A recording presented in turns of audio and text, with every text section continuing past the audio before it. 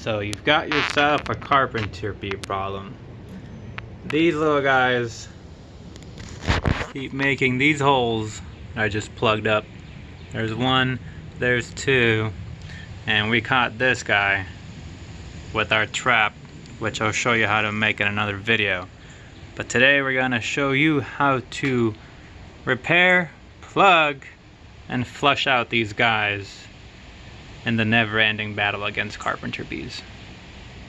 Alright guys, on today's project we're going to tackle on how to repair carpenter bee holes.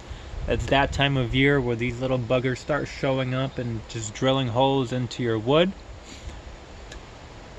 So for starters, you want to get yourself some gloves, because you're going to be spraying insecticide, and this stuff foams, so it kind of goes all over the place. This here is from Spectracide. It's the Carpenter Bee and Yellow Jacket killing foam action. You want the foam action because the tunnels that the carpenter bees dig are actually deeper than what it seems. They're almost 4 or 5 inches deep. So the foam will expand and go through. I also recommend getting yourself the instrument cleaning flex brush is used for trombones. The great thing is it has little bristles at the end and a malleable metal stem, I guess you could call it, to really get down in there and break open the channels that the bees make before they put their eggs down in there. Screwdriver to shove your steel wool into the hole, and then steel wool to plug the hole with, because if there are any carpenter bees left or they're trying to go back, the one thing they can't chew through is steel wool. And then to finish it all off, it's kind of personal preference. Some people like using caulk, some people like using wood putty. It's just what you want to use towards the end to plug the hole and kind of get it smooth, and then obviously paint, whatever paint color you want to use to finish it all off. Alright, so obviously the first thing you want to do is go ahead and find your carpenter bee hole. As you can see, we have one right here and a bunch of spider webs. Let's get rid of that. So carpenter bee holes are very symmetrical for some reason. These guys make perfect little circles, and that's kind of what they look like. Go ahead and get your foaming action insecticide. Like I said, put your gloves on just in case it seeps out, and it will seep out. Shake this can really well. The more you shake it, the more foam you're gonna get. And then go ahead and shove it in there. Well, this one looks, it did not go all that deep, but we're just gonna do this.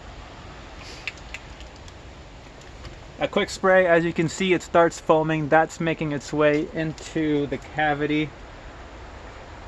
That one's fairly shallow, so it looks like the bee kind of just started digging by the time we found it. I'll see if I can find a different hole that's deeper to kind of show you how deep these things actually go. So we're gonna let that sit there for a little bit, let it do its thing, and then we'll come back and clean it out. Alright, so once the foaming action has done its thing, go ahead and take the trombone brush. So like I said, it is malleable, so it's going to bend and follow the curves. Just shove it in there. And yeah, like I said, this one isn't deep, but always check, just go in different angles. Because what carpenter bees do, they go up and then they either dig to the sides, back, forward. They kind of just dig this L-shaped channel. So if they got deep enough, this thing would go in. I just repaired another one up front, and this thing probably went in about 5-6 inches. So just double check. I like these brushes. Yep. And trust me, if there's a bee in there, you'll know. But it seems like we don't have anyone home today.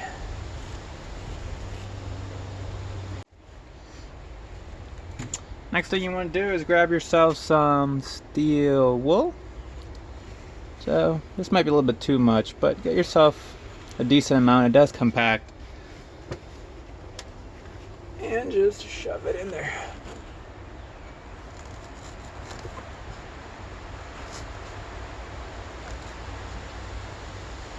Yeah, that's definitely too much. So I'll just...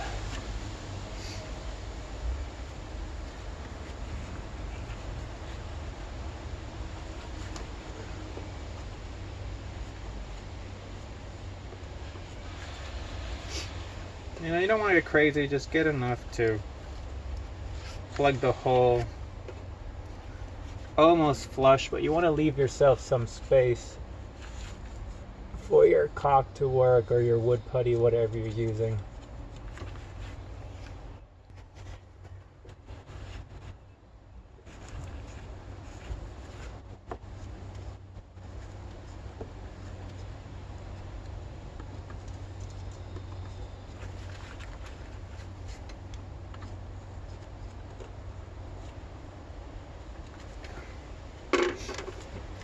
That seems to be fairly good. That's all nice and filled up with the steel wool.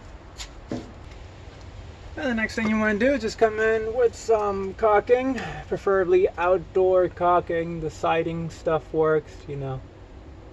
Just get enough in there to cover your hole. Take your rag, give it one quick swipe.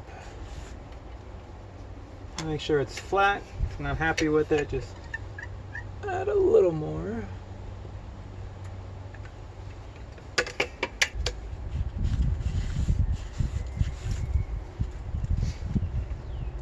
And there you go, quick, easy solution. Once that dries, we'll just come back in with the paintbrush, paint it the same color as the trim, and you won't even notice. Hopefully the Carpenter Bees that drilled it won't find it again, because from what I'm understanding, they like trying to drill into the old holes that they made before.